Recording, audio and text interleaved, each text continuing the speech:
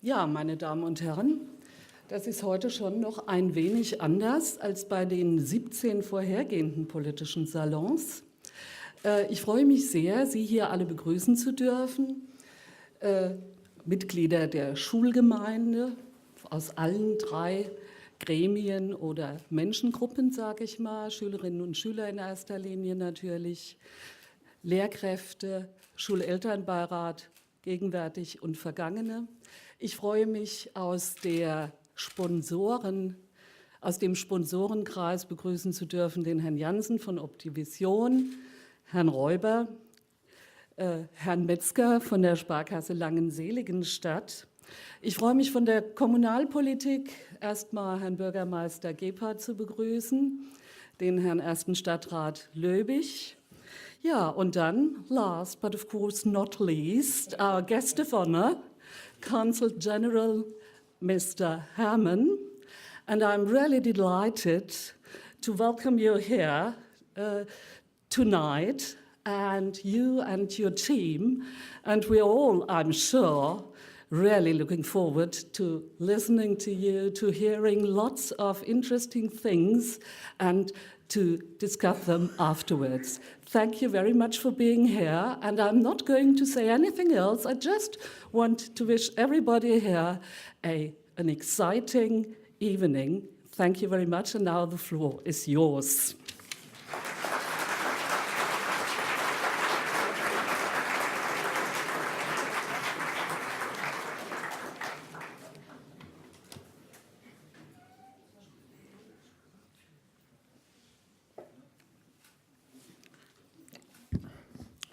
Dear Mr. Consul General, Consul Randolph, dear students and honored guests of our Politischer Salon.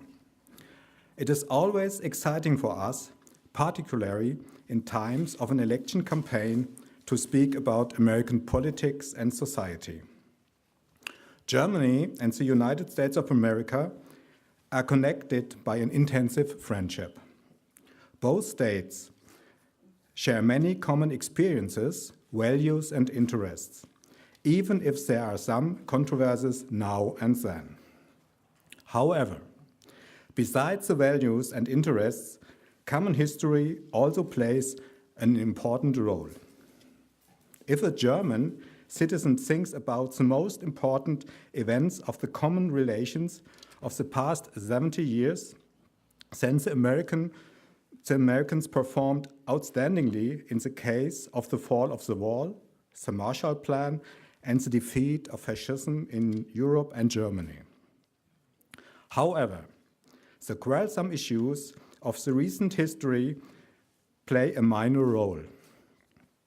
Only 8% of the Germans consider the Iraq War important, and even the NSA affair only worries 12% of the German population. Considering the reports on the NSA affair by the media in Germany this year and last, one could obtain the impression that German-American relations are in a deep crisis. However, recent studies conducted by the Pew Research Center and Washington offices of the Bertelsmann Foundation show that the citizens of both countries judge this differently. 72% of the Americans consider Germany as a reliable ally, and at least 62% of the Germans still think likewise with regard to the United States, according to representative surveys in both countries.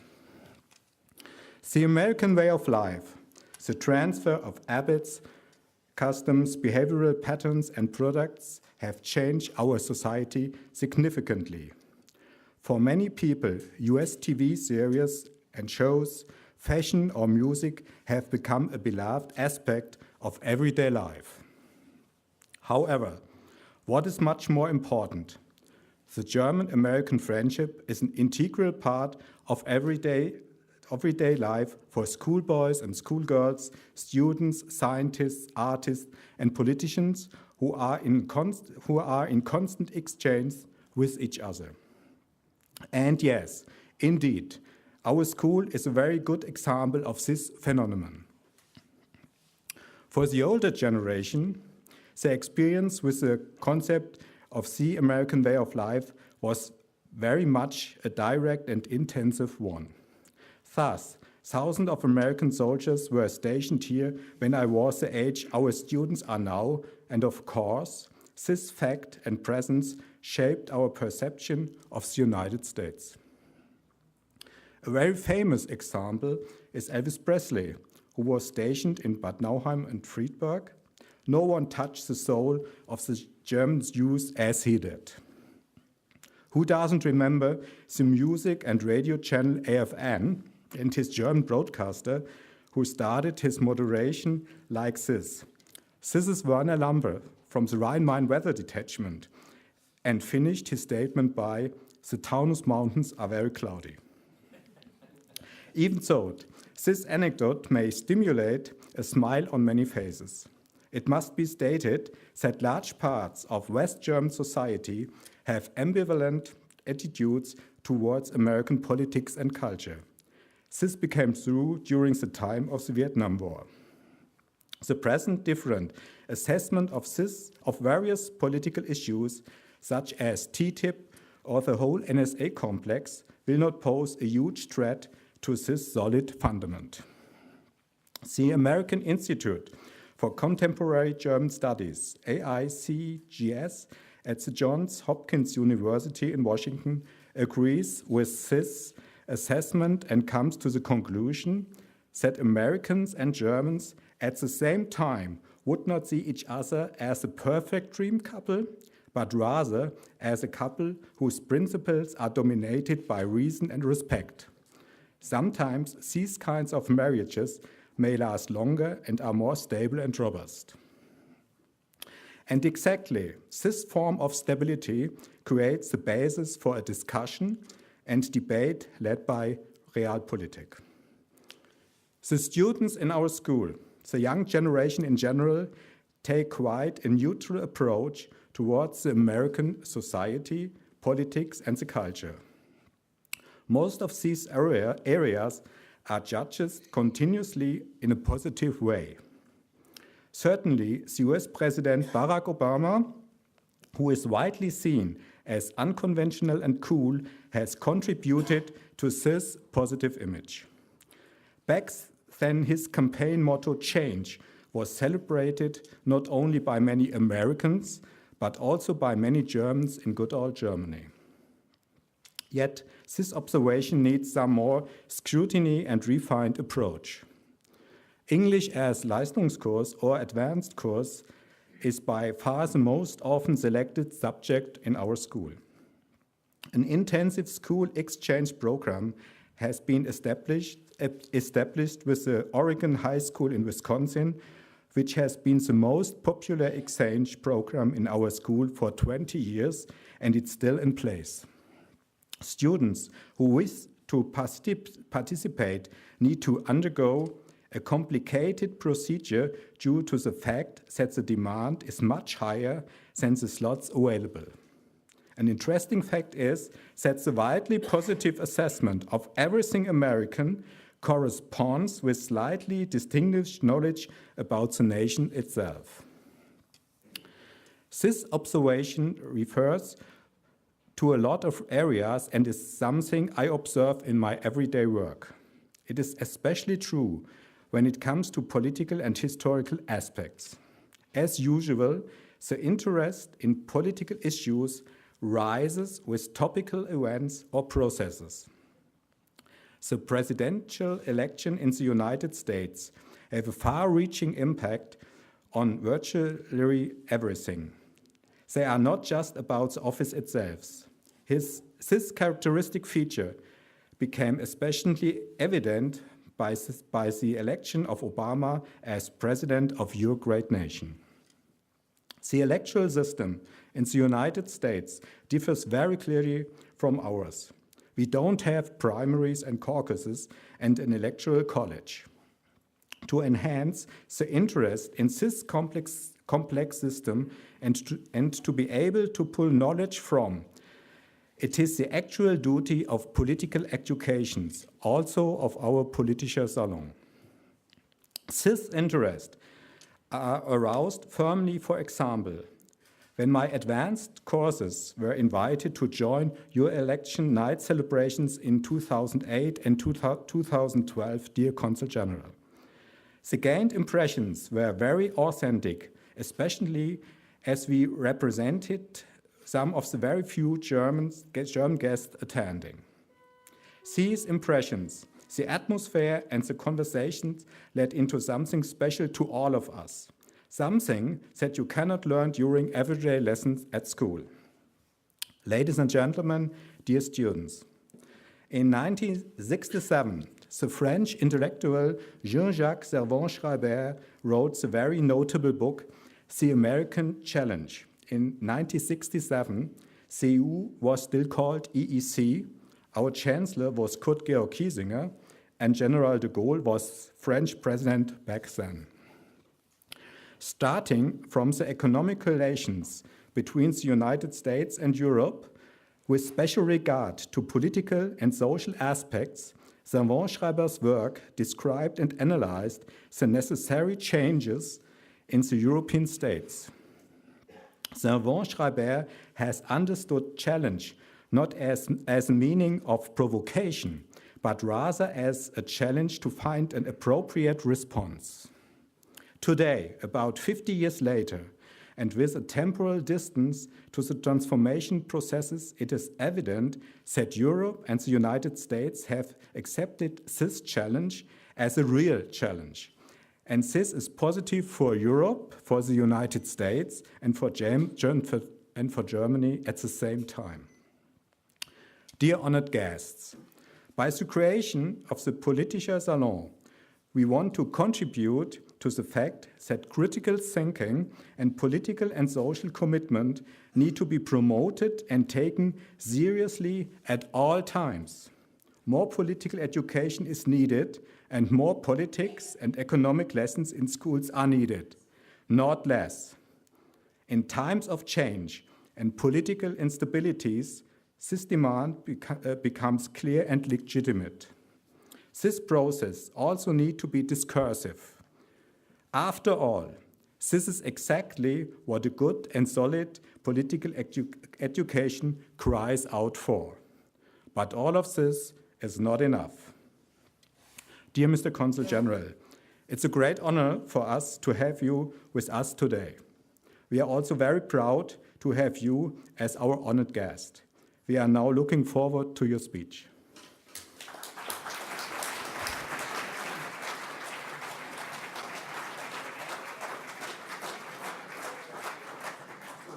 Is that okay? Yes, okay, good. Aloha, everybody. How are you? Do you know aloha from Hawaii? Aloha. I spent a lot of time in Hawaii. My dad was in the military, so I went to kindergarten there in first and second grade, and then I went back and graduated from the University of Hawaii. So we're here tonight to talk about elections. And let me say that elections have consequences. When you look at are you guys following the elections in the United States now? Tell me the first thing that pops into your mind when you think of the elections in the United States right now, the process. You think, am I right in saying it's clean, it's pure, it's going to lead us to the promised land? Is that a fair assessment? Yeah, no. Why? You know, there's lots of democracies in this world. They each have a different process for getting to the vote, to getting to leaders that represent their countries. Why do you suppose the American process is so chaotic? Is energetic a good word to use for some of these? Have you seen the debates? Entertaining, amusing, because you're Germans and you don't have to live with the results, perhaps? You know, the American experience has been fundamentally about diffuse power, keeping power spread amongst different parts of government, to keep power spread among various states in the United States. It's not about concentrating power as much as it is about diffusing power. It's also, during this part of our process, it's an opportunity for people to speak out, for our leaders to hear what they're concerned about. Of course, after November, those leaders will then completely forget all of this because that's part of the process as well, and we understand that this is part of the process. But when you look at the United States, when you look at what's happening in the United States right now, this is an opportunity for people to express themselves. People are in the spotlights, states at a time. We went from Iowa to New Hampshire, South Carolina, Nevada, Super Tuesday.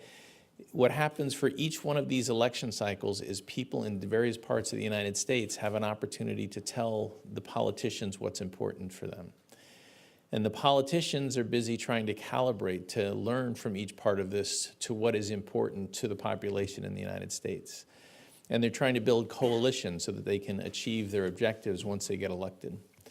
So as you look at what's happening, whether it's a Democratic primary or whether it's the Republican processes it's going through, it's really important to realize that politicians are saying things to get elected, one thing. In many cases, they actually believe what they're saying, which is important. Some cases, not so much. It's also a process, right now, you're not looking at the entire U.S. Population that's going to vote in the elections. You're looking at people who are passionate about these issues, who are trying to lead, to drive the election process now so that their candidate gets elected. It's a very messy process. It's a very ugly process, but it gives all of us an opportunity to see what's on the minds of America. I'm not going to speak for very long. We'll use just perhaps one example. If you're looking at the Republican process, how many of you guys have heard of Donald Trump? Yeah, good, great. Donald Trump, since he has started, has been condemned by the establishment, has been laughed at by the media, and yet it still seems that he is growing in popularity. How can that be possible? How is it possible that somebody who is clearly speaking off the cuff, who is violating every rule that politicians in the United States have been taught to follow, is doing so well? I think that's something that is going to be very interesting and fun to follow. He is kind of right now in a very virtuous circle where every time he says something that the establishment and the media disagree with and they criticize him, that increases his support. And what it does is it allows us to hear a minority of Americans who are concerned about things like the immigration, the inequality, the pay inequality that goes on in the United States. They're concerned about security. And one of the benefits of this part of the process is what is loud and clear with this part of the population is how afraid they are of change, how afraid they are of immigrants, how afraid they are of the immigration policies in the United States. It's important for us as a people to recognize that. So one of the really big benefits that you need to think about as you watch this process is we're giving people the power to speak up. And they're not going to have this power in quite this way for the next 4 years. So people who are passionate about these issues are going to be saying things. And as you're listening to them and as you're following this, you have to realize that most of the time what you're hearing is a very small percentage of the population, and that it may or may not be important what they're saying, that they are expressing themselves, and sometimes just by the act of expressing themselves, it allows us to move on to other things. If you were to watch a lot of these sessions with the politicians now, you might think that all of America is anti-immigrant. All of America is terrified about the future. All of America is very concerned about religion in the life in the United States. But what's really happening in the United States is these small minorities, and it's all about giving these minorities an opportunity to speak up, are able to express themselves in a public way that they haven't been able to do for a long time. So it's a critical part of the American process. What is supposed to happen, and it will be interesting to see if it does happen, once you get to the final candidate, people should coalesce behind those candidates. If I were a betting man, my guess is that's not going to happen so much this time, that we will have a very fractured election, and it means that it's going to be very interesting right up until the final election. So what I'm hoping that Germany learns from this is not the fear and the doubt that's out there, but democracies are vibrant. Democracies are all about empowering minorities and smaller blocks of people the opportunity to express themselves, and that ultimately what should happen is after the election, the country comes together and heals itself. We haven't quite seen that for a few elections in the United States, so I'm optimistic that we'll get there at some point in time. So with those few brief remarks, I would open it up to questions. I will say, please ask hard questions. There is no question is out of bounds. If it's too hard for me, I'll turn it over to Lawrence to answer because he's smarter than I am. And if we're both desperate, Miriam's going to take the question. So this is, I recognize this is on film, so I'll be a little bit more circumspect than I might otherwise be, so I'll apologize for that up front. But there's no question you can't ask me. If you want to talk about my tie, my beautiful tie, I'm happy to do that. But I think the goal is more to focus on elections. So please, how would you like to proceed? Thank you. Okay.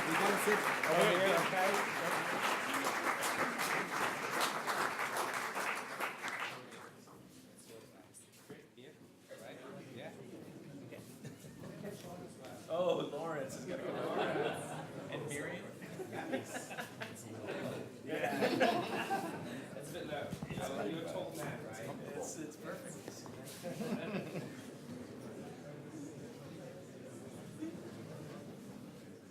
All right. Can you hear me? Yes, you can, right? All right.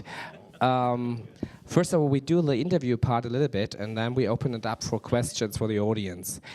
I'm pretty sure you haven't heard of Langen before, have you? No, I have not. You have not. Right, so what was your first idea now? We've seen your introductory movie, right, which you produced just to introduce yourself when you came to Frankfurt. So my question is, how important is it for you to work with young students, to meet young students, to talk to them, to the real people? Well, I think the real people, are you guys real out there? Well, I'll say that it goes to the heart of what we said at the beginning here, is that the United States and Germany has had incredibly close ties for a long time, especially since the end of the war. And both Germany and America benefited for the presence of the U.S. troops here. I think we've lost a lot since the troops have left in large numbers. And one of our biggest goals and objectives is to reach out to the next generation and to listen to what their concerns are and to help introduce them to the United States. The United States is a lot more than what you see on TV. It's a lot more than what you see on the news. And we really would like to connect the Germans and the Americans. And from my perspective, I've spent a lot of my life in the Pacific. And I was very happy to hear that President Obama was going to be focusing on Asia. But having come back to Germany and having come back to Europe, I recognize that this relationship between the United States, and it's a partnership to me. It's more than a marriage. It's more than being a couple. It is a partnership between the United States and Germany is a foundational partnership for both countries. That both countries are better, the stronger the relationship is. That the world is better, the stronger the relationship is. And so I love coming out and talking to students. Some of the toughest questions I've had, actually not some, all of the toughest questions I've had since I've been here have come from students, because students don't know they're not supposed to ask certain things. So thank you very much for that. So I am looking forward to hard questions tonight. Yes. And we definitely promise you there will be some hard questions, also by the interviewers themselves, right? Right. Now, maybe, Consul General, maybe you can speak a bit about the foundation of the German-American relationship. What is it like? Is it still as stable as it used to be like 10 years ago, 15 years ago, 20 years ago? Obviously, there are some issues. Mr. Couturier also spoke about the NSA complex, some other issues going on. Is it as solid as we think it is, or do we just say it's solid? Yeah, so my sense is, and I'm not an expert on this, and Lawrence will correct me if I'm wrong, I'm sure, but the relationship has always had its ups and downs forever. I mean, I remember growing up in the when I could remember back to the 70s and the 80s, we had disagreements with Germany all the time. Disagreements, to me, are part of a strong partnership. It's okay to disagree. We should disagree. You have different interests, you have different culture, but we need to be able to disagree respectfully. I believe it's better when we can disagree openly. I think that makes our partnership stronger, and it's a very good model for the rest of the world, because disagreements are part of our lives. And I think what we've seen over the past few years, you can focus on the negative if you want, but there are so many more positives. The fact that your chancellor is such a critical partner for the president. He relies on her in a lot of different ways. The growth of the German leadership with relationship with Russia, the growth of the German leadership with relationship to Iran. Those are the things that I think we need to focus on. You can always focus on negatives, but the fact is that we have a lot more positives, how we reacted to the Ebola crisis together. The positives are much stronger to me. Yes, I think you mentioned some interesting aspects. Maybe it's a German characteristic feature that we focus sometimes on some, let's say, negative emotions. I mean, after all, a lot of German terms have conquered your language. For instance, Angst. Or angst, whatever, yeah. German angst, Krise, crisis, yes, all words coming into your language. I prefer beer and right. But you can stick with yours, I'm going to stick with mine. Right. What do you think about that? Do you just like, I think you take it with a smile, right? That the Germans are always a bit skeptical of everything, right? You know, that's what everybody tells me, but what I tell everybody is my biggest surprise since I've been here 6 months, is that the German people have a sense of humor. Is that true? But you probably noticed that I like to laugh, I like to have fun. Thank you very much. But before I came, so many of my friends came up to me and said, Jim, you're going to have to change. The Germans don't laugh. The Germans are too rigid. The Germans are no fun. I don't know which Germans they're talking about. I see Germans laughing, having fun all the time. They even laugh at my jokes. Maybe they're laughing at me, but they're laughing at my jokes.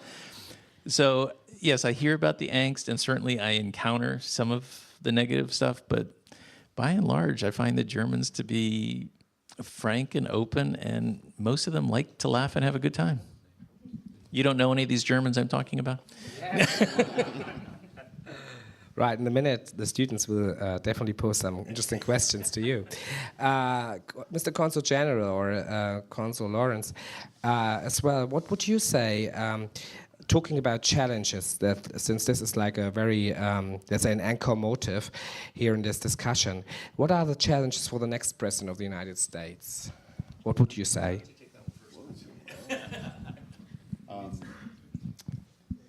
Yeah, I mean, you know, you all are watching the political process unfold right now. So I think the next huge challenge for whoever is the president of the United States is really bringing the country together. You know, this whole process leads to, it kind of magnifies our divisions as a nation, right?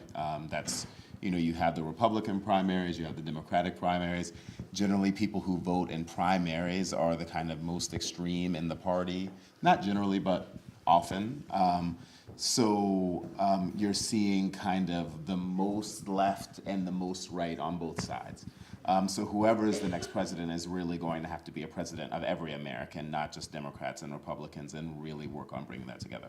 I mean, there are a whole host of global issues that we work together with Germany and other nations. There are a whole host of social issues that we need to work on in our own country. But I think problem number one is going to be really, how do we find unity also in the political process in terms of working together to really push forward policies? I would just add that part of that process is what does U.S. leadership in the world mean? The world has changed. You have a stronger China, you have a stronger Germany, you have a weaker but dangerous Russia. How does the next president of the United States pull this together in a positive way? The world is a very complex place, and just as you talk about what the German-American relationship looks like, and you look at the negatives or positive, you know, if you look at the world, you'd be inclined to think it's falling apart. But in fact, study after study shows that the trend is up, that the world is a safer place. equality is much more apparent around the world. The crime rate is down. But the way that the press portrays it, the way that you see it in the media, it is all, that's what news is. It's bad news. So thinking about the complexity and the difficulties we have, if you recognize that things are getting better, it just takes hard work to keep making them better. That, to me, is a big challenge for the president as well. All right. This time we have a different approach to it. Let's say the Consul General appreciates your questions now. So we'll open up and we'll do a debate like this time. So for those who would like to ask questions, I know there are quite a few ones, please start with your questions right now. Raise your fingers. Yeah, there's fingers there, right? Not just the fingers. Yeah. Not the fingers, and the questions, and the people, everything. Elbows. Good evening. So, as we can observe at the moment, there is a certain probability that a special Republican candidate you mentioned before is going or could win the elections in the USA. So my question is, how do you think could this influence the American policy in the future? So just to be clear, is the question, if Mr. Trump wins, how would American policies be affected? Is that the question? Yeah. Yes, okay. It's a hypothetical question, but I would say the critical thing to remember for all the candidates, and we won't talk just about Mr. Trump, but all of the candidates now are staking out positions to get votes. That does not mean that's what they're going to do when they're elected. There are certain core things that they believe in, but it's really important to recognize that during the election cycle in the United States, they are not talking to you here in Germany. They are talking to Americans who are going to vote for them. One of the key things about the U.S. system is how much check there is on people's power in every branch of government. So even in the worst case scenario, if some of the most radical thoughts were taken to the White House, the ability to implement them is just about zero because they have to get stuff passed through Congress. They have to get the courts to bless it. Mr. Trump, as an example, mentioned that torture is good and he would use it the other day, not quite like that. It's very clear that U.S. law doesn't allow that to happen. So he can say that and he can speak to a certain constituency, but Mr. Trump is a smart guy and he will know what's allowed and what's not allowed. So you have to remember that when you look at these elections, just as when we observe elections here in Germany, the constituency is not the overseas market, it's the domestic market. And they're saying things, one, that they may or may not believe, but also that it will get them elected. Yeah, I would just also add to that, I saw an interview with Donald Trump. Is this on? It's on. Just Okay. hold it flat. Okay, like this, yes. Yes.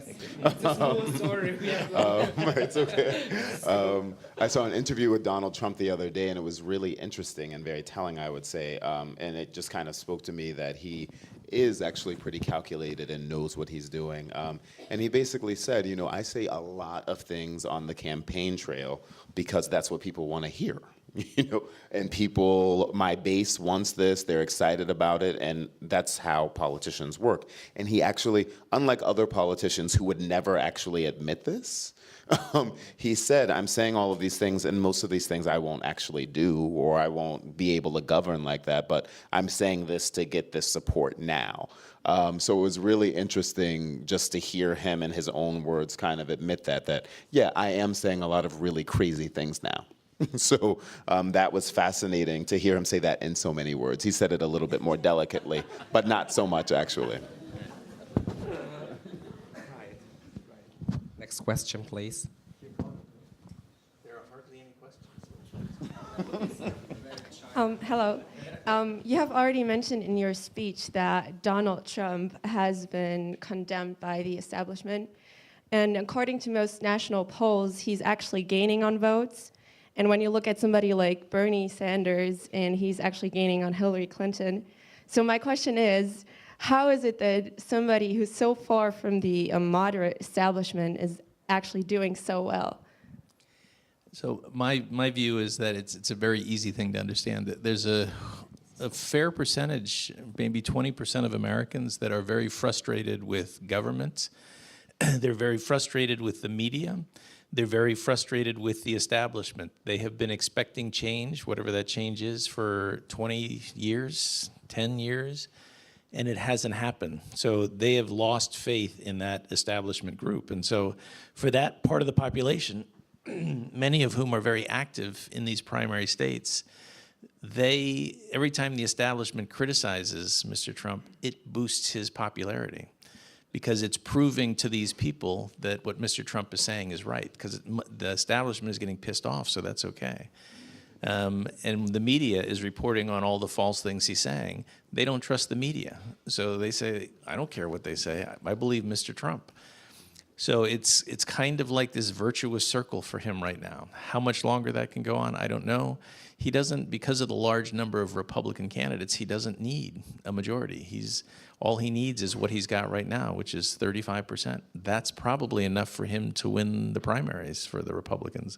Whether that holds out, I don't know. But it is just, what you're hearing is an expression of anger at that entire establishment view, I think. Anything else? Okay. Did we offend them?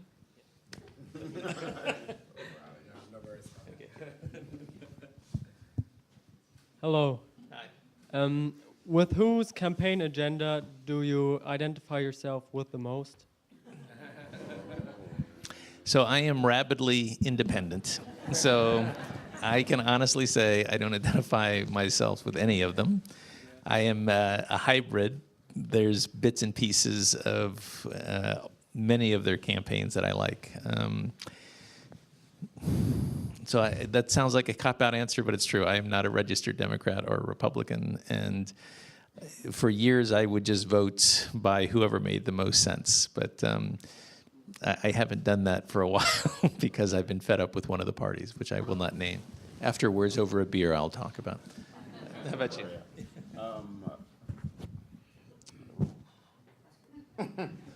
Actually, I'm also not a registered Democrat or Republican. So, and, in the primary process in the United States, you have to be registered in the party to participate. So I will vote in the election, but like right now, it is for me about like hearing what the candidates have to say. I'm not actually registered in a party.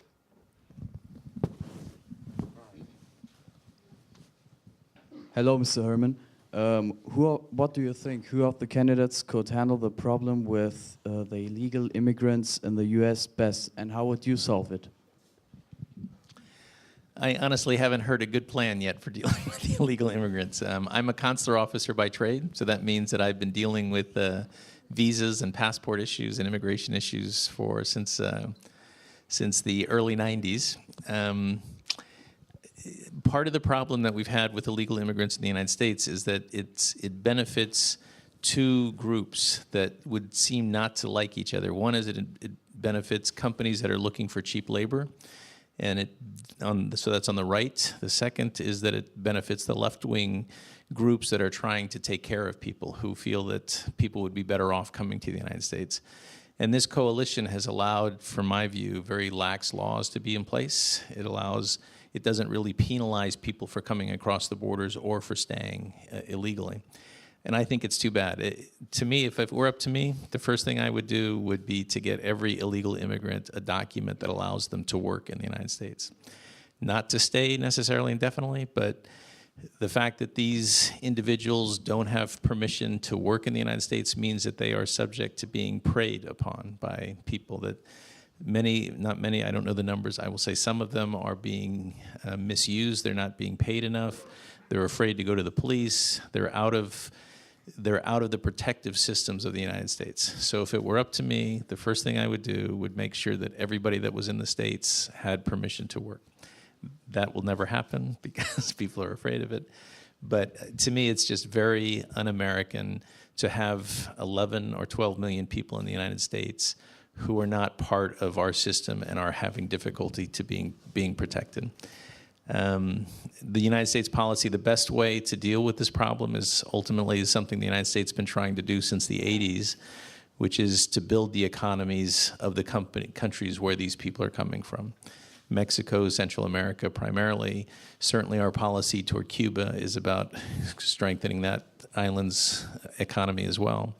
The best way to keep immigrants from coming to your country is to help them grow their economy themselves. Most of these people do not want to leave their homes. They're comfortable, they're looking for work, they're trying to better their lives. Let's help them do that in their home countries.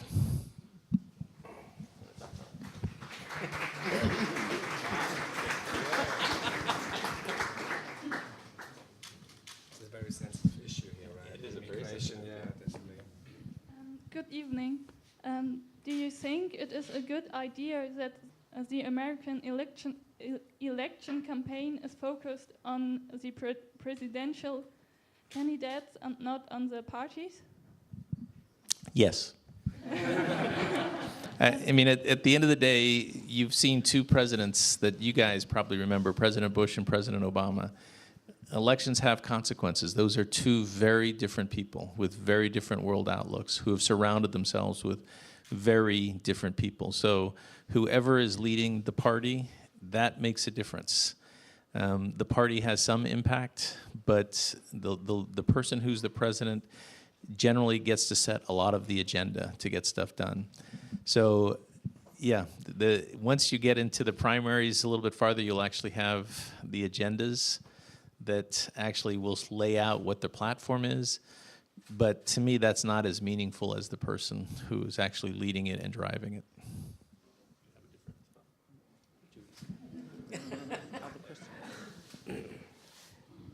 There are some more questions over there. Good evening. Bernie Sanders said that for many Americans, the American dream has become a nightmare. And if we imagine Bernie Sanders winning the elections, do you think he would be able to carry out his reforms, although the Republicans have the majority in both chambers of Congress? Whatever reforms he would like to do would have to be modified in order to get things passed, even if it's a Democratic-controlled Congress, which unlikely to happen, but you never know. Anytime, most governments are really designed to conserve things. It's very difficult to get them to change. And so, the big benefit right now, whether it's Bernie Sanders or anybody else that's elected, Americans are concerned about this issue that you're talking about. So something will get done, I believe, by whoever the next president is. I'm hopeful. I look back at what President Obama was able to do with health care, which has made a dramatic impact on millions of people's lives in the United States. I personally think it would have been much better if it would have been a bipartisan effort, if the Republicans had stepped in and participated in that process. Whatever the outcome of that would have been better, because you have brilliant people on both sides in both parties. And if the Republicans had not actively blocked every single effort they had for that, the end product would have been much better. I believe the same thing with Mr. Sanders' stated objectives. There's some things in it that will never become law. But if you can find a way to cross that bipartisan divide and come up with a common goal, you're going to have a much better impact for everybody. Well, just to add a question, it's nevertheless, it's quite interesting to have such a candidate. I mean, remembering 30, 40 years ago, such a person like Bernie Sanders would have been called communist and maybe chased from your country, right? Maybe 60 years ago. 60 years ago, okay. Okay, right. McCarthy, yes, right, McCarthy. Exactly. How come there's this shift in thought? How come? I really don't understand it, that those ideas have become so popular in the States. I think, I'm not an expert on this, but my guess is the way that he's expressing them is much more similar to European socialism. And certainly we are a long way removed from the communist days, that a lot of the people who are supporting Mr. Sanders didn't grow up with the Soviet Union, didn't grow up with a really crazy communist China, that what they're hearing him talk about is about equality, income equality, taking care of people, which has a really powerful resonance with people in the United States. And so it's not overly surprising to me that people are listening to that, because there is a lot of angst in the United States about these issues. And I guess even on the Democratic side, there's some concern about the Clinton dynasty. You know, we saw what happened with the Bush dynasty, and a lot of that is still affecting the Republican side. But I think there is some concern on the Democratic side about whether there ought to be a Clinton dynasty as well. You take either one of those ones, please. I would just add there was a really interesting article in the New York Times yesterday by Thomas Friedman. He's kind of an American journalist, intellectual author, and it's called "Who Are We?" We as Americans. And I would just say that that's a good place to start in terms of your reading if you haven't read it.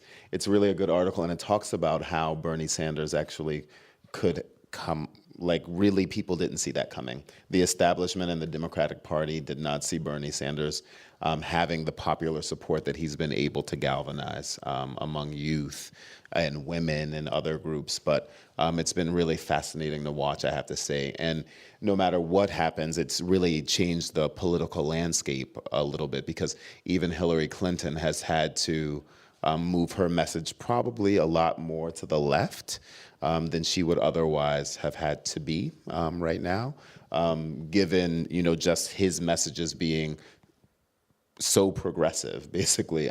It's made her kind of speak to her base a little bit more, whereas in terms of when you're running for president against the other candidate on the other side, you're really trying to speak to the middle. You're trying to stake a middle claim so that you're attractive to voters on both sides of the aisle.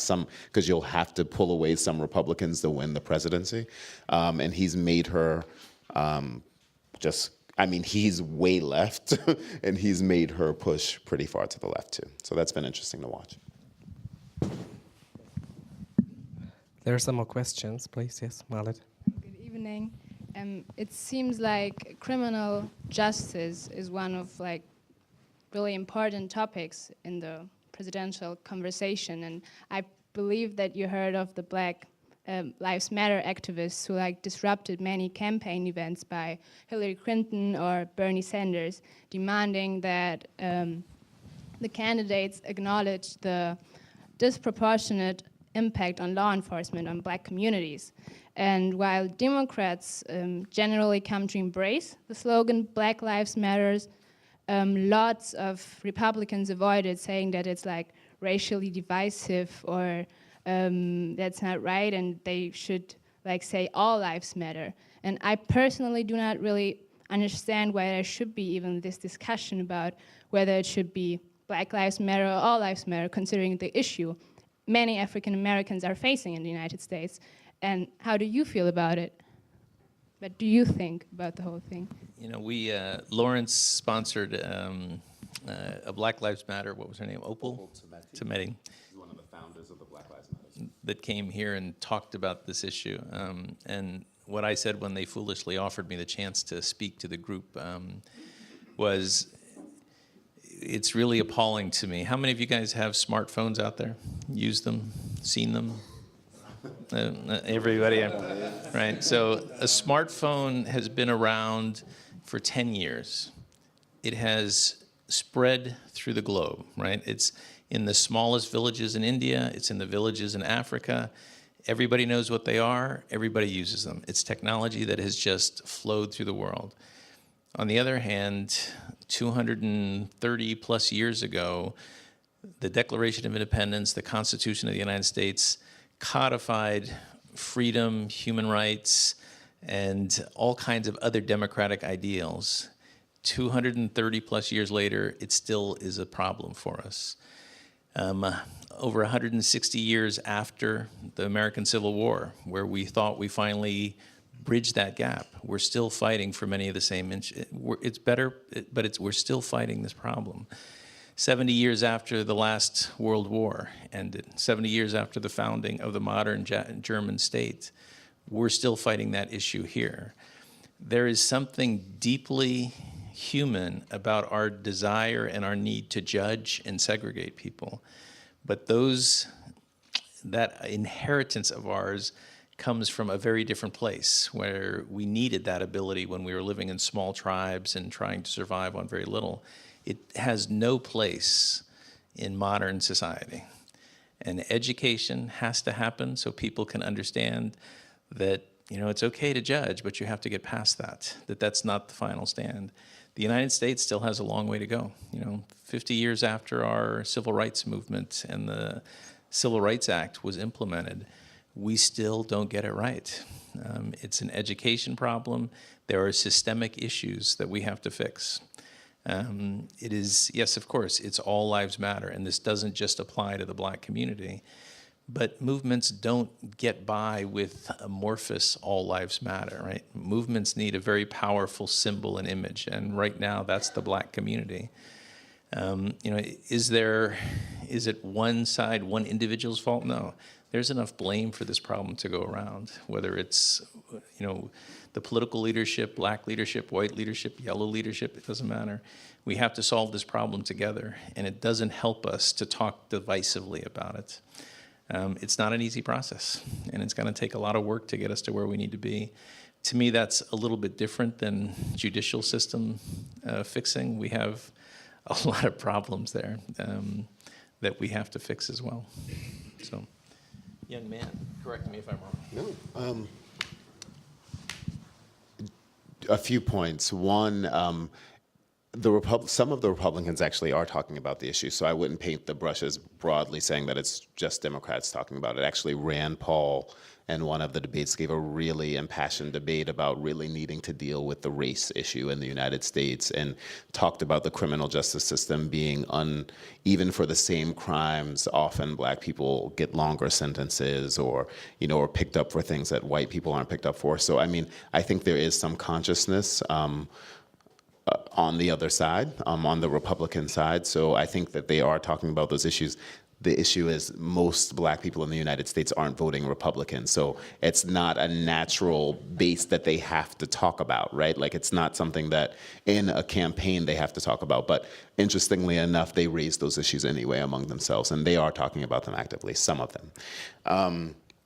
In terms of just the political process, you're right, that the Black Lives Matters movement has been able to really claim a space for themselves in the political process in the United States that really has been interesting to watch. And you saw Hillary Clinton yesterday in Harlem give a huge speech about race in the United States and what she planned on doing, and her kind of platform on addressing some of our racial discrepancies in the United States.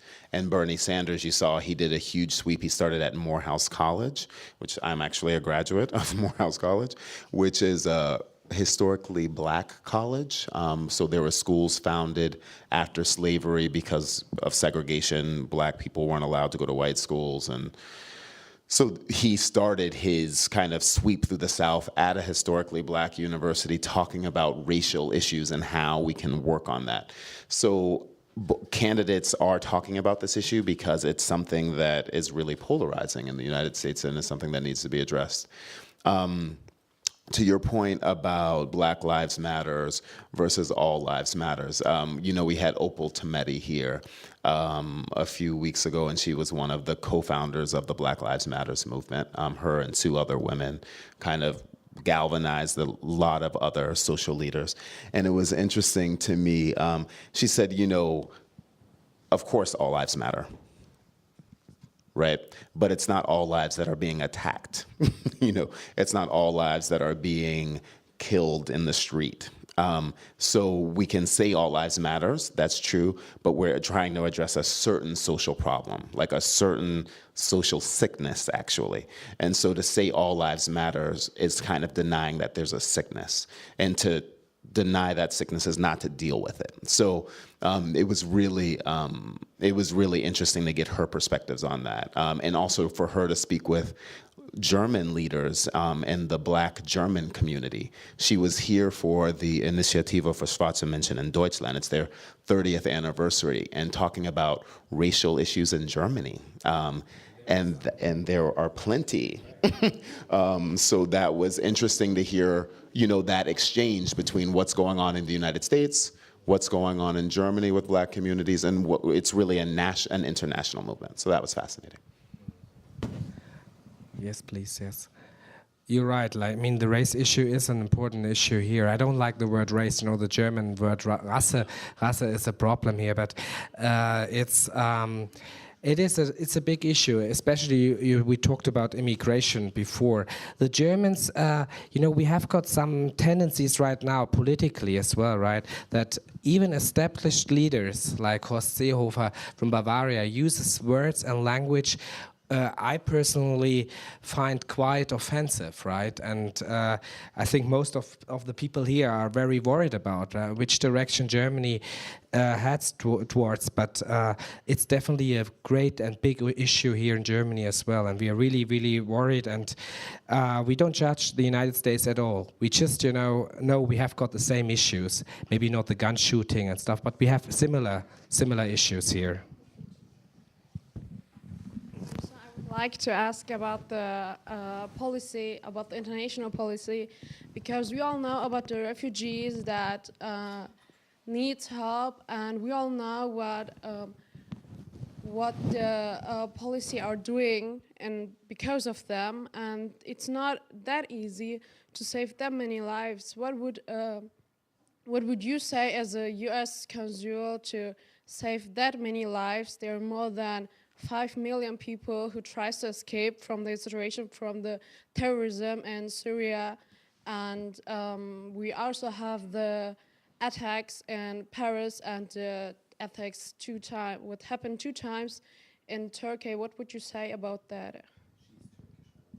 Okay.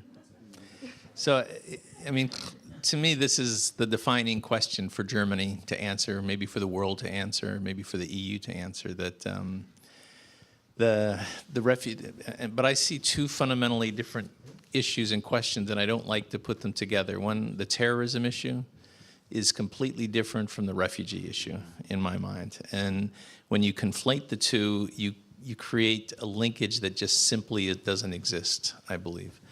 I believe fundamentally as well that the terrorism issue, the ISIL issue, the Al-Qaeda issue is not an existential threat to anybody outside the Middle East, maybe Syria, maybe Iraq, but I don't even think it's an existential threat to them. That it is certainly not an existential threat to Europe.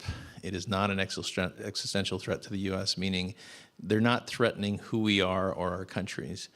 And it's really important that we not overreact to that threat, because what is very natural is for people to get worried about the terrorism threats, and then they start making decisions based on fear about policies and things, which is generally never a good thing to do. I think the United States has several really incredibly bad policies after 9/11 that were based on fear that we then had to correct. So that's a very different issue than the refugee issue. I think the refugee issue might be the defining issue for this generation of politicians, for you guys as well. How do you deal with this refugee issue?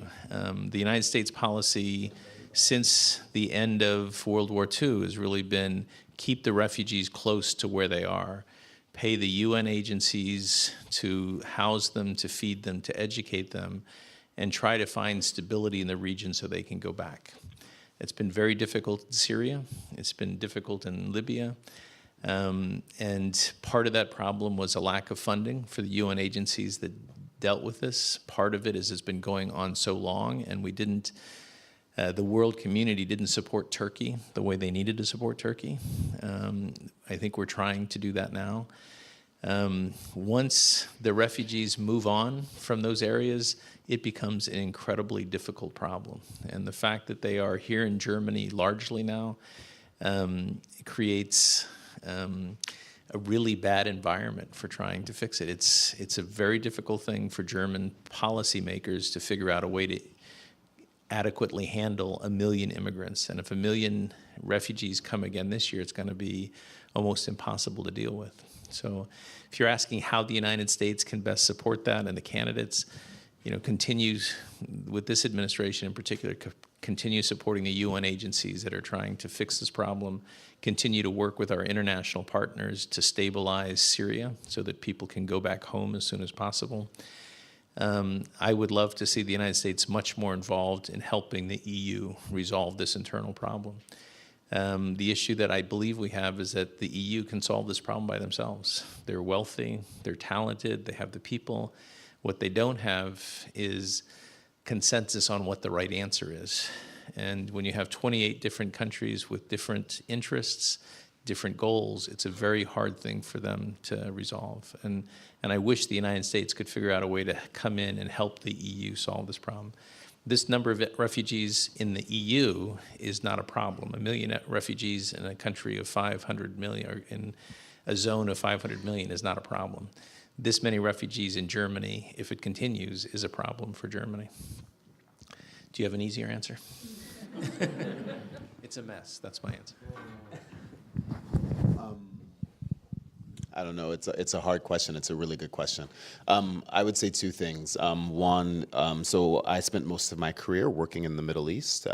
So in Egypt, Saudi Arabia, Algeria. I've also spent some time in Syria and in Libya. And I would firstly say that Syria was a really beautiful country. I mean, I was there before all of the bombing and the war, and most of the Syrians that I meet here in Germany, most of the Syrians that I know that also are in the United States, always talk about going back, actually, and hoping to rebuild their country. So I think I would like to say that as well, that, you know, I think maybe some of us have this image of this country that was just such a mess and it was always so horrible, when actually it was a functioning country, many very educated people in Syria. Yeah, so that's one point. And then the second point is, it's a really hard thing to deal with 1 million people who show up and need all kinds of assistance, right? I mean, as you know, but then what's the alternative, right? When 1 million people show up and they're fleeing from a war zone and they don't have, adequate housing, what do you do? I mean, we've seen this in waves in the United States with Cubans, with Mexicans and Guatemalans, mostly economic, but sometimes also fleeing political instability in their countries. Tens of thousands fleeing into our country. What do you do when they're there? It presents all kinds of challenges. But I think, in the West, like, our moral compass wouldn't allow us to send them home. Right, wouldn't allow them to die in their own home. So I think that's really where we are. And just kind of to put it into context for the United States is, basically since 1990, we have absorbed almost 1 million immigrants each year. Since 1990, we've naturalized over 700,000 immigrants each year. That means they become American citizens for the past 20 years. So once a country has established a process and a way to bring people in and to integrate them, you can do that. And an area the size of the EU can absorb this number of people. But you have to have a process, you have to have a commitment to doing this. And these numbers don't include the number of students that go to the States, the number of temporary workers. If you look at the number of people that go to the United States and stay, you're probably looking at 1.5 million to 2 million people a year, every year for 20, 30 years. That's a huge number of people, and of course some people then leave, but it's about having that process and the commitment to integration and to help people.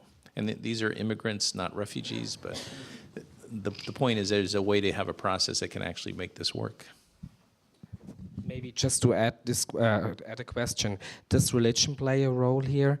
Because obviously a lot of Germans are very worried about the Muslim influence on our, let's say, Western European lifestyle. Do you see that issue, or is that not understandable for Americans?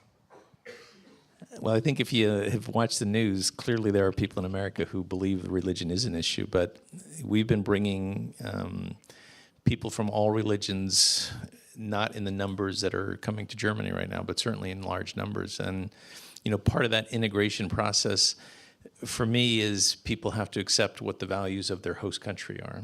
And the values of Germany are, human rights, democratic ideals, the same as in the United States. And you don't let people violate those community standards just because they have different religions. And religions have to adapt to those communities and the values as much as they can. So I don't know if there's a better answer.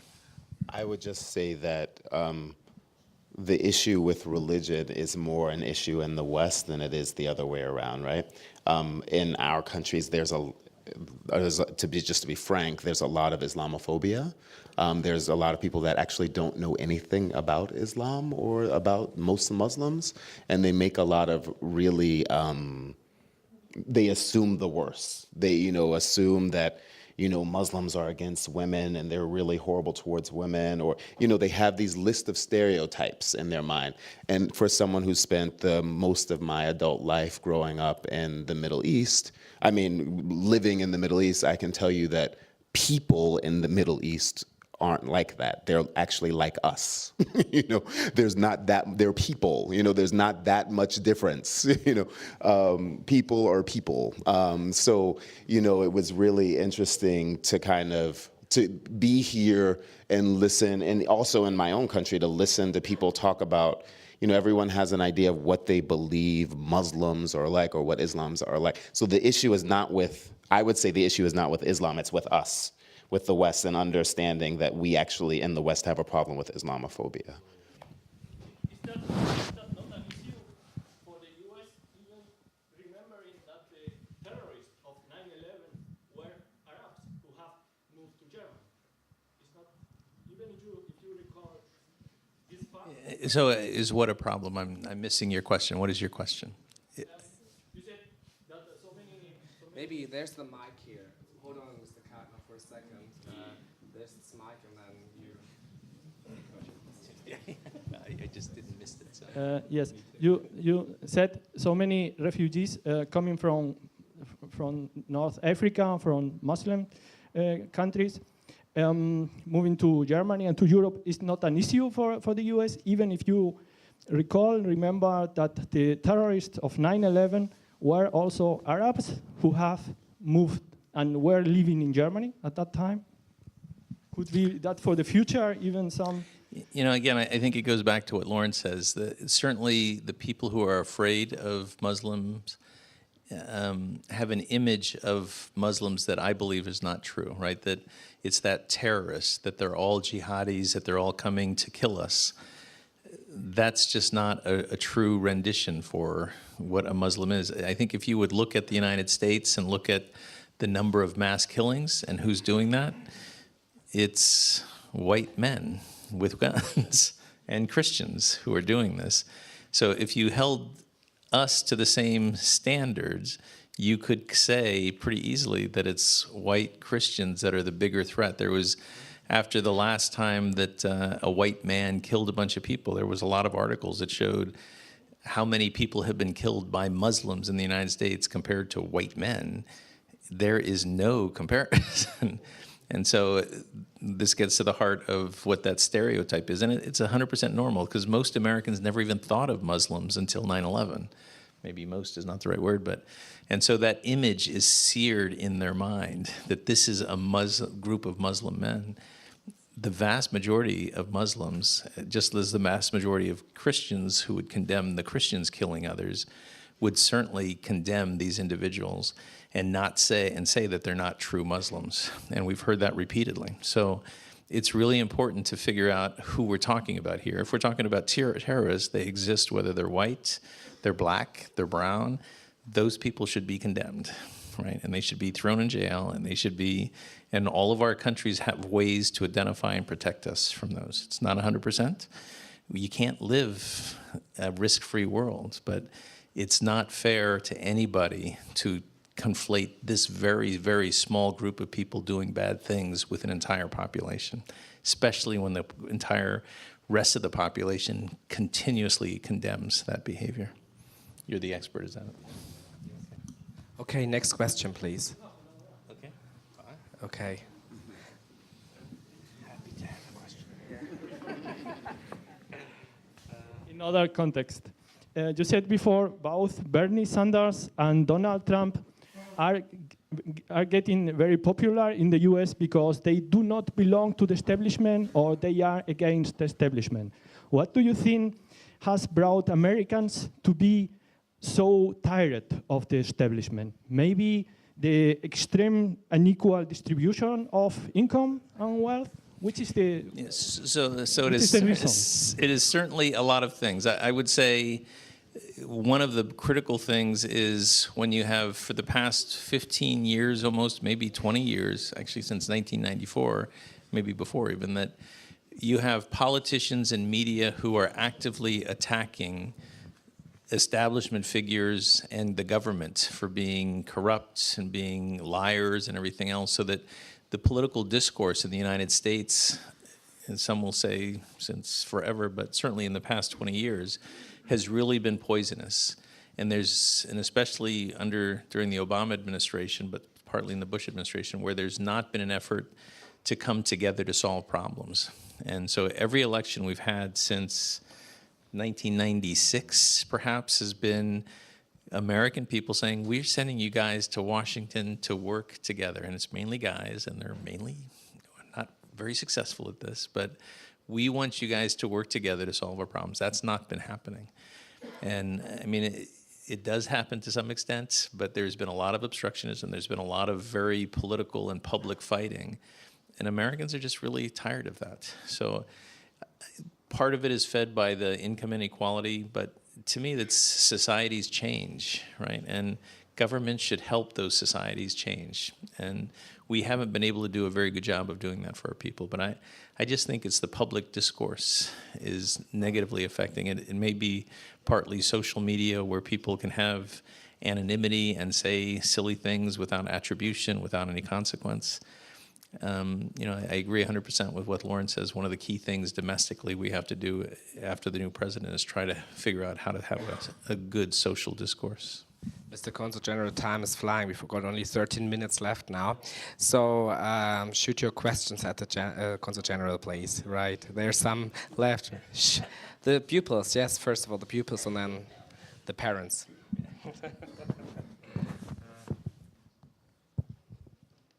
Good evening. I've got a question concerning the Supreme Court. After the death of Antonin Scalia, there's a debate on whether Obama will succeed in filling up the position with a Democratic or liberal judge. Do you think that the Senate, especially the Republicans, will give in, or will the opposition be too strong? What is your opinion on that debate or that issue? Yeah, there's no question that President Obama will nominate somebody. There is no question that President Obama will send that to the Senate for confirmation.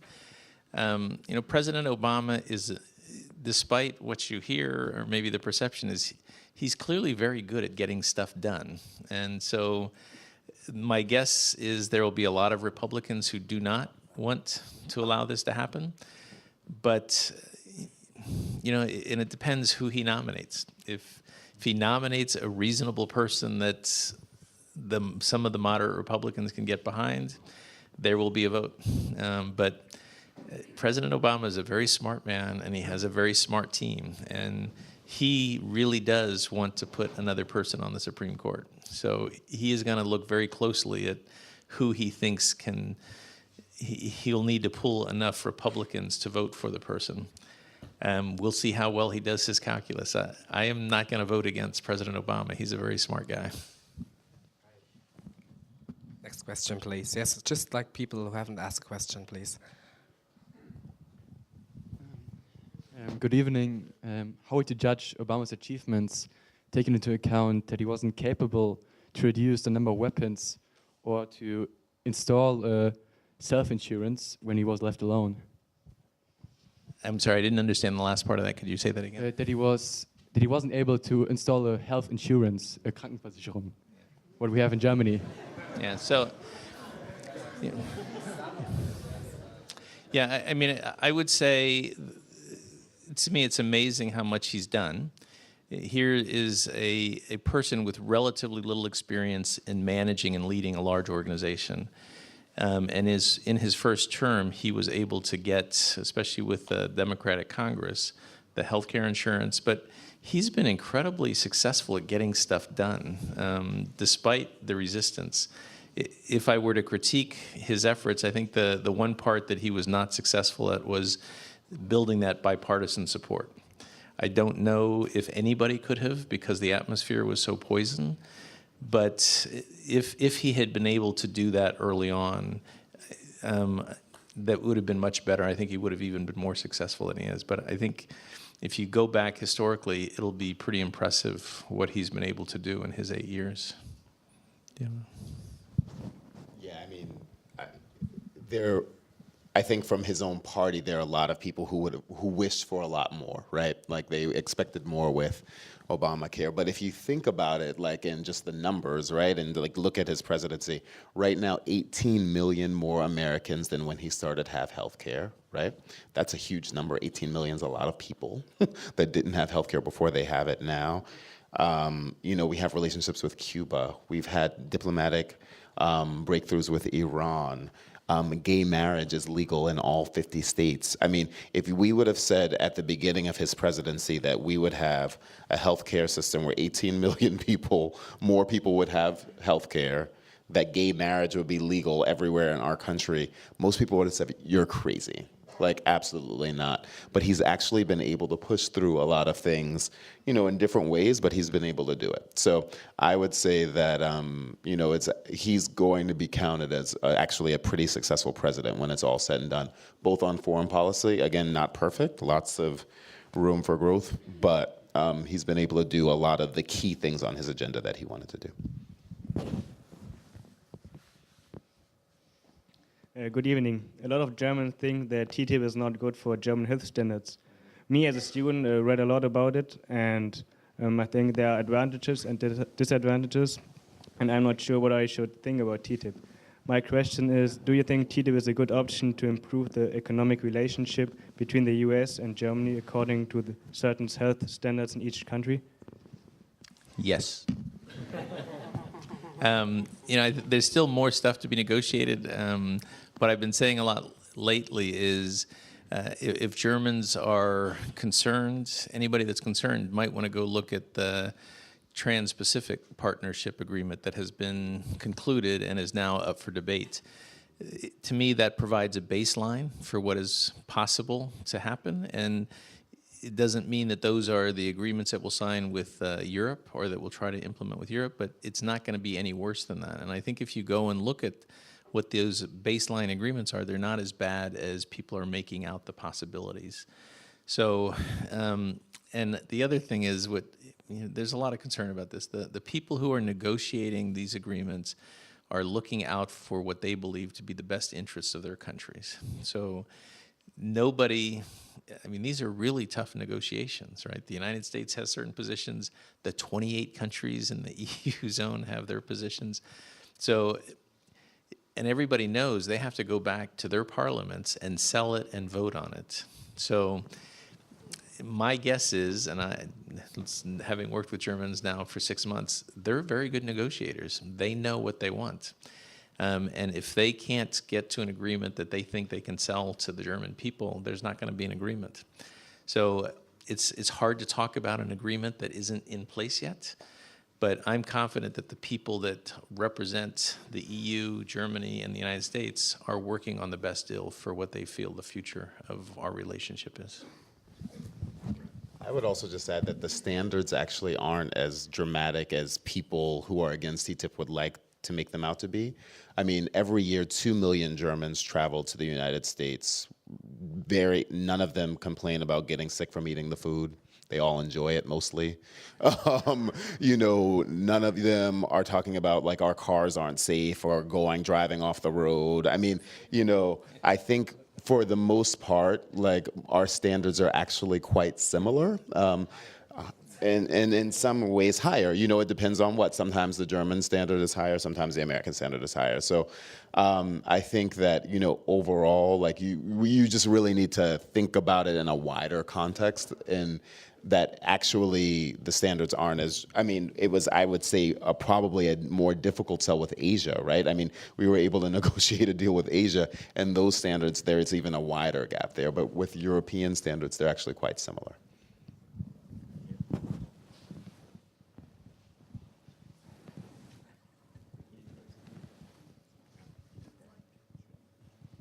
Now it's the parents' turn. Okay, good evening. I have a question. Do you think the world will be a better place if there are more women leading the countries? So, we have got one, and you have got the chance to have one as well. And I already had the support for Hillary. Okay, okay. So the easy answer is the world is a better place when you have the best possible leaders, right? It doesn't matter male or female. I think that I'll tell you my personal experience. I'm in the Foreign Service. There are a lot of men and women. I would say, honestly, the vast majority of tandem couples where there are the spouses are Foreign Service officers, in those, the vast majority of those couples, the more talented of the two is the woman, by far. I will also say that most Foreign Service men, I'm a Foreign Service man, we marry way up. Our women are so much smarter than we are. It says something about women's judgments, though, that they marry us. I'm not sure what that says. And they marry way down. So to me, gender is important. But to me, what probably needs to happen is some of our systems need to change. It goes to the Black Lives Matter issue and how you change the judicial system in the United States. Right now, the police, in my view, are probably too militarized. They're probably too afraid when they go into some of these areas, and they're making bad judgments. To me, that's a systemic problem that we have to fix. The fact that we're still talking about why we don't elect more women is a systemic problem. And I would say that our system never ensures that the best person in the United States wins an election, right? It's the best politician, which is something different. And yes, women should be more represented at the highest levels of the government, at the highest levels of corporations, at the highest levels in schools. How do you get there equitably and in a way that empowers those people is a different question, right? That just even if Hillary Clinton becomes president doesn't change the systemic issues that we have. That's a different issue that we need to work on together. We'll see about that. Right. Okay, we don't have any time left, unfortunately. Okay, maybe 2 questions, okay? There is like the students first, okay? Maybe we can collect the questions, ask your questions, and then just try to remember it. Or there's a pen and a piece of paper, whatsoever. I can remind you, but no worries. Right. With the crisis in the Ukraine and Syria and Putin's aggression, where do you see the relationship between the US and Russia today? Would you say there's a Cold War which could be happening? We collect the questions first of all. Yes. Questions. Other questions? You mentioned Obamacare earlier. Where do you see the future of Obamacare?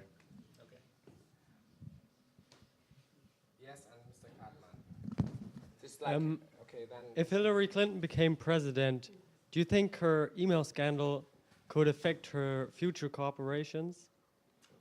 Okay. Here, final question here. I lost track of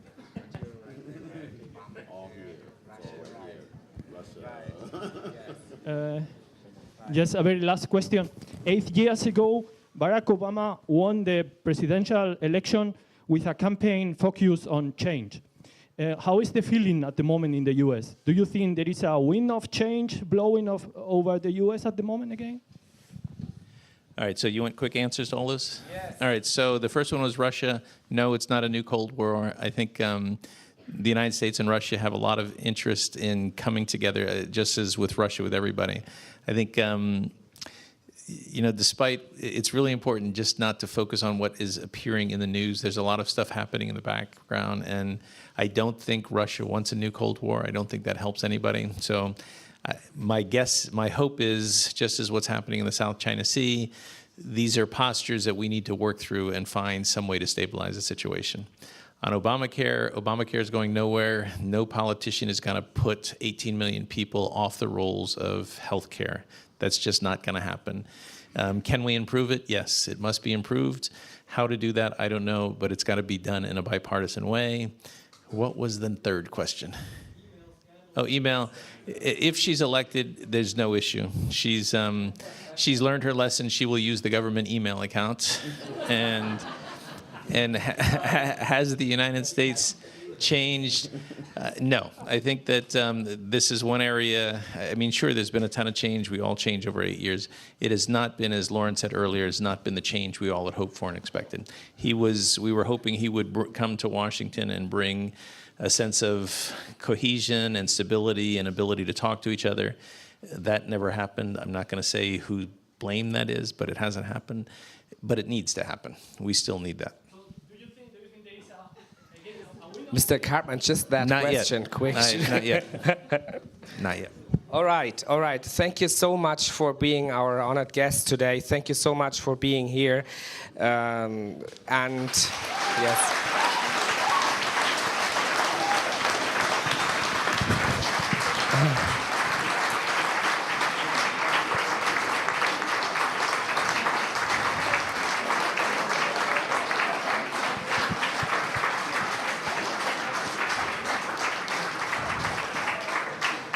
I must say I'm a bit confused. I don't know. Time is up. It's like I can't believe, so many more questions to ask. But maybe you come again somewhere in the future. But you're definitely a very welcome guest. And now, in honor of you and your staff and let's say the rest of all our guests and sponsors, we would like to invite you on behalf of Rewe, just for our reception outside. I think everybody is now thirsty and hungry, so we're gonna do that now, and we all meet you on the 14th of June again. I hope there's our next Politischer Salon, and Professor Bofinger will be our guest. And we're really happy and delighted to have him here, but it's even much better to have you here today. So thank you again, and goodbye to everyone, right?